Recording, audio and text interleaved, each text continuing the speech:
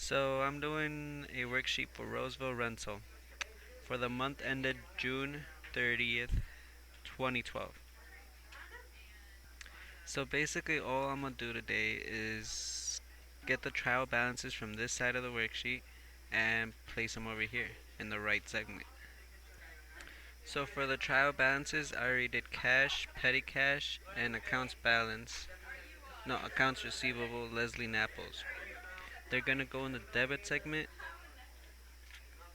and supplies are $690, so I put it in the debit side. For accounts payable, Russell Goodline and Sunti Ling Capital, they go on the credit side because they're liability and one's a capital. And let me put them here.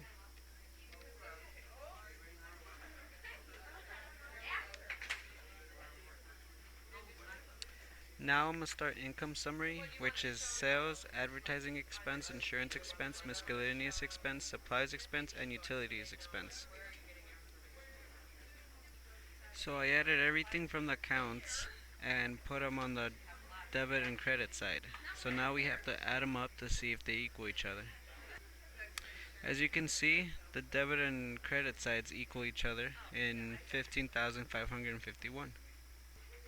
So we are basically done with all this work right here because we placed it over here.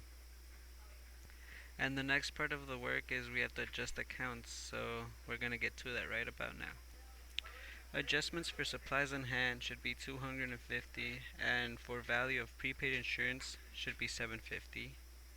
So we're going to have to find the difference and subtract it in order to equal everything out. So the difference was 440 on supplies and 150 on prepaid insurance. And in order to keep debits and credits equal, you have to subtract it from the debits in the income summary section, which would be expenses also. So after totaling the adjustments, it'd be 590 on the debit and 590 on the credit side.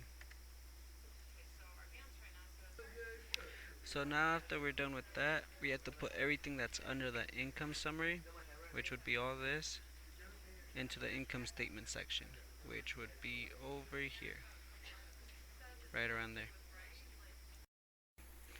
So after putting everything in the income statement section, you can tell that the debit and credits ain't equal. Now what I'm going to do is fill out the balance sheet in order to see what the numbers of debits and credits equal down here. So after the balance sheet was done, you can tell that the debits and credits don't equal over here either. In order to get debits and credits equal, we have to subtract the difference between 2,270 and 1,476. And what you get is 794.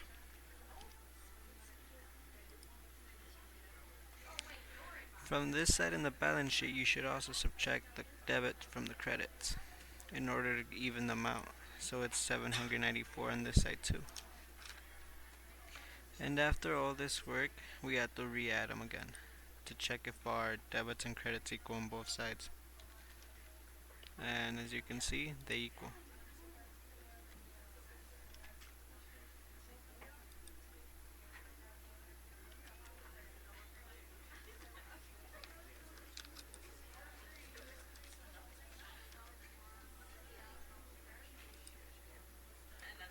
The net income in this worksheet would be 794, which is the difference that we got from the debits and credits in the income statement.